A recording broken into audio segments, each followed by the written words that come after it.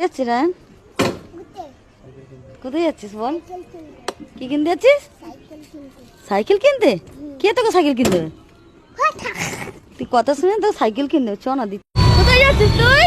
দাঁড়া না, তোকে পিটাচ্ছি দাঁড়া। চলো, তোকে কিচ্ছু দেবো না, তোকে ঠ্যাঙ্গা দেবো ঠ্যাঙ্গা। তো তোমরা দেখতেই পাচ্ছ ও কত খুশি আছে। অনেক দিন ধরে বলছি সাইকেল কিনে দাও, সাইকেল কিনে দাও, কিন্তু বাচ্চারা বললেই তো সেটা সম্ভব হয় না।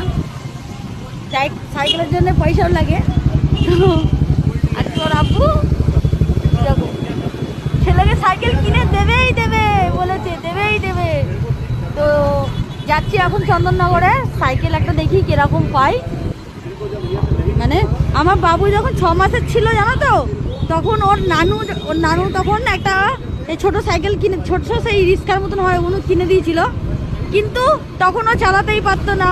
6 মাসের বয়স বাচ্চা, বুঝতে পারছো তো।